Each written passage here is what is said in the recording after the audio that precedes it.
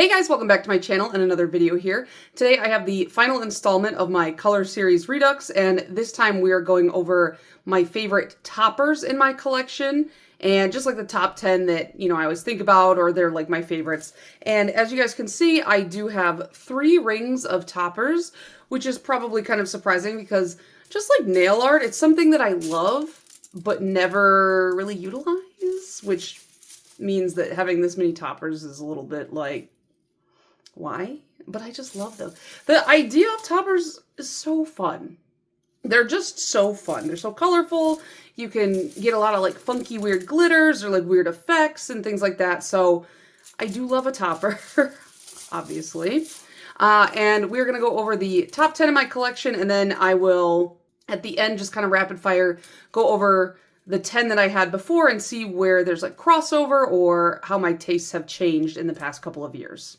So usually I don't go over these in any particular type of order, but this time for some reason I wrote them all down alphabetically by brand. So that's how we're going by today. So the first topper in my collection that I absolutely love, that is one of my favorites, is CSXX, or 20. I mean, it's like the Roman numeral, so I don't know if you're supposed to say 20 or XX. I've heard it pronounced either way. And this one is just a ton of fun because it's like glitter vomit. Like a lot of the types of glitter toppers that I like are like a clown threw up, and it's just like very fun, very colorful, lots of varying sizes and shapes, and this one is no exception to that rule. When I bought this on the website, the listing said it had like 20 plus different types of glitters in there. I've never, sat down and tried to count them. I believe them, why would you lie? That would be a weird thing to lie about. Like, there's 20 glitters in here, 19 actually, just kidding. No, I don't know. Like, it would just be really weird, but it's probably one of the few more kind of pastel or washed out looking colors, or I guess this isn't really a color, it's more just like an amalgam of colors. But I don't usually like pastel or washed out type of color palettes, but for this one, I absolutely love it. I think this is like the perfect New Year's polish. I think I say this every time I bring it up, but it just reminds me of like the huge disco ball thing. As you can tell, like I'm a very loud person, both in voice and in like the way that I dress and look. And so it's harder for me to put on anything that's like a little bit more muted. And in this case, even though they are more muted tones, it's still very loud because it's like very visually loud with all the different sizes and shapes, and it is holographic. So even though this is like more toned down in color than what I'm used to, or like you're used to hearing me rave about, like aside from like Chin Chili by Essie, which is still one of my all-time favorite neutrals, this is still, it holds a good place in my heart. It's so funny because like when I go to pick out like clothes and outfits, I'm always like, give me the brightest, most obnoxious looking thing. And Rob and I had to go do our engagement pictures this week, and we were like out shopping for outfits. And usually if I have to wear something like nicer, Rob picks it out for me because I just want to wear really obnoxious stuff.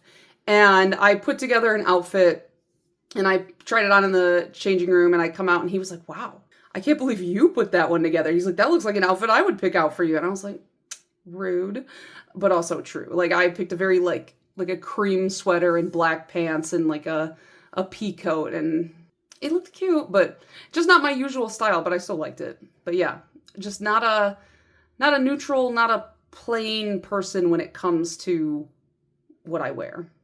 The next one in my list is probably one of, if not the most unique polish in my collection, just based on the ingredients alone. And I'm sure in saying that, you guys probably can guess that it's Death Valley Nails Bone.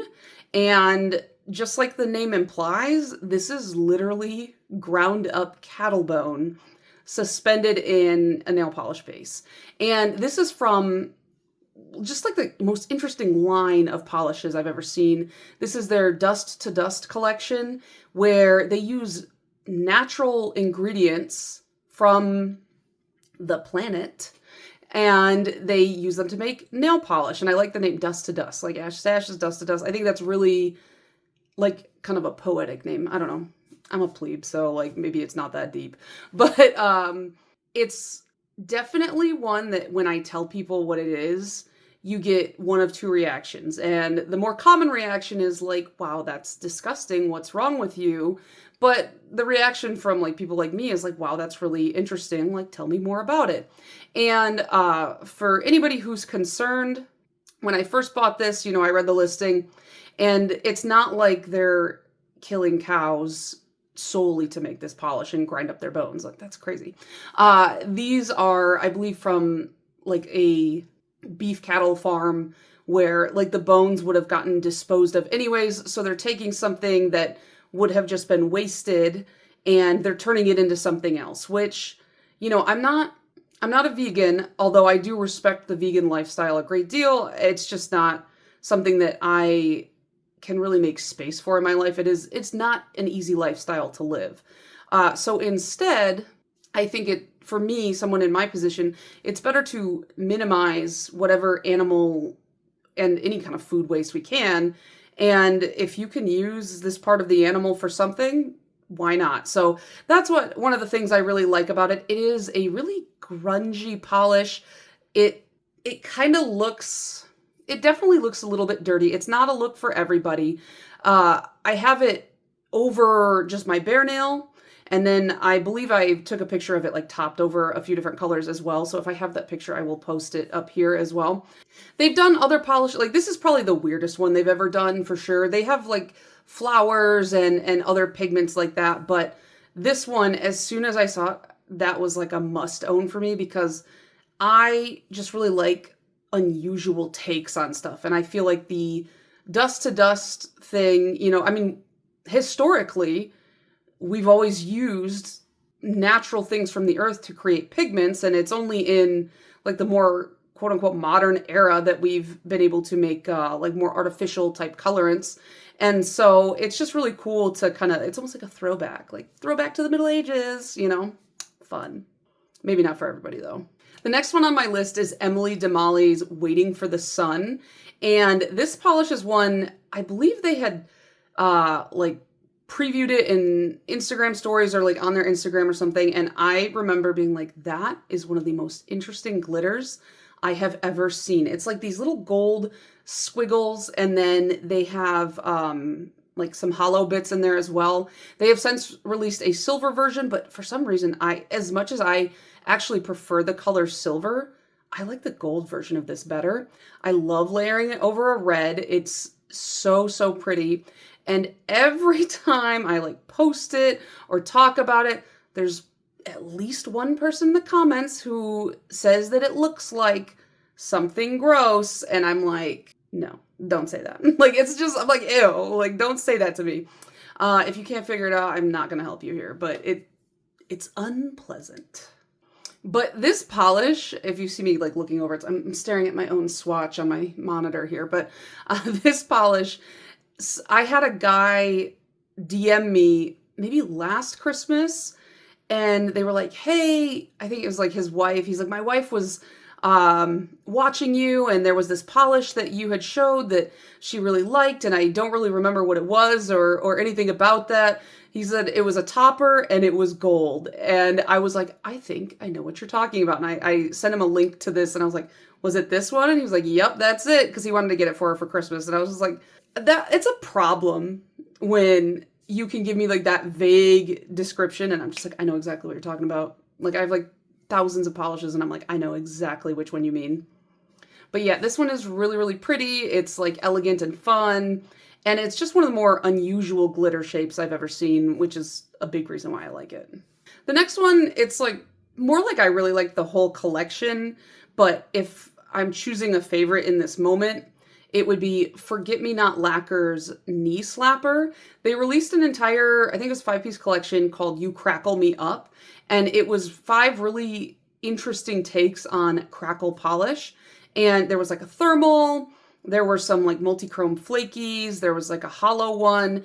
This one, however, it reminded me of that kind of classic, I don't know if it was like a Dixie cup or whatever, where it's got like the blue and the purple, and it's this very like 90s, early 2000s aesthetic. And now they make like t-shirts and hoodies of it because everyone's nostalgic for these weird cups. And this one is cool because like I layered it over both black and white for my swatch picture. And over black, it looks like super sapphire and a little bit more subdued, but over white, it does straight up look like that cup. And so that's why I really, really like this one. It was just really fun. And that was such a fun collection because, you know me, I love the crackle, even though it's like, yeah, crackle's kind of a weird, kind of ugly, dated aesthetic, but it's fun because it's weird and ugly and dated, you know? Next is another one of those kind of clown puke, glitter vomit explosion polishes. And this is Girly Bits powered by Little Treats. First of all, love the name. Very cute, very true. And this is one, it just got just a huge variety of really bright, fun, in-your-face glitters. Triangles and like these huge flat circles, which I like. They kind of remind me of sequins. There's like really fine bar glitter, stars, circles, squares, hexes, even like a fine hollow glitter. Maybe there's I can't tell if they're flowers or butterflies. I think it's butterflies, but just a little bit of everything. Looks really fun. I layered it over like a more creamish white color, but I bet this would be really fun over black too, just because of how brightly colored the glitters are. And it's one where every swipe on the nail, you're seeing something new. It's just because there's so many different glitters in there. But my favorite is just like that one on one of my nails, or actually on two of my nails. There's like these two really big, really round blue glitters, and I don't know why. Those are just so fun to me. Next, I have two from Holo Taco, and the first one is Gold Flake Taco, not to be confused with Gold Flaky Taco, which I feel like those names are just too close. Like, why would you do that? But Gold Flake Taco is this really nice, rich gold flake taco, and I got this around the time where, you know, Cirque, I think it's Cirque, always releases their real gold topper, and every year I'm like, I'm going to buy that, and then I open it up and the price is like $10,000, and I'm like, I'm not going to buy that. And so this for me was a good substitute for that. I have since gotten an actual gold flake topper from Cleona, but I just really like the color of this Holo Taco one. Again, especially over a red. I think gold and red just look really nice together. So this is another good one for like Christmas time, but really over any color. And these are very like fine looking flakes. So they're kind of itty bitty and they just look like a nice little sprinkling of gold dust over your nails.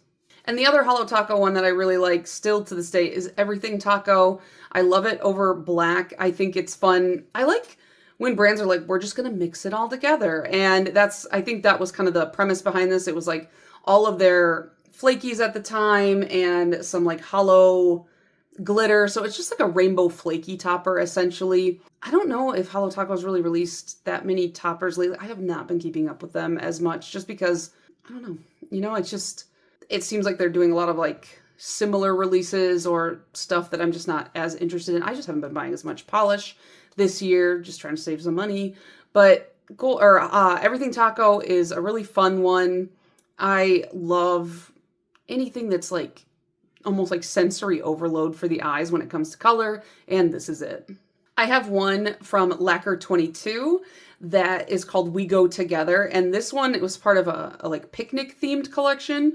So this is supposed to be like ketchup and mustard, and they're just these matte red and yellow glitters, and it's such a simple topper, but the concept and just like the execution is really fun. I put this over her, like, it's like a smoothing base or like a nail line, like hider type of base. And I had short nails at the time when I took my picture, but I feel like just over that really subtle base, it looks really nice just on its own. It's really fun, and it's got a variety of sizes of the hex glitters. I'm not usually like into solely hex glitter toppers because I feel like they're just so overdone at this point. That's what all the mainstreams tend to lean towards. They don't go for like more fun glitters, but this one I really, really liked. I like the colors. They're very popping, great for summer. You're going on a picnic, you go to a cookout. This is such a good one, and it just makes me want a hot dog.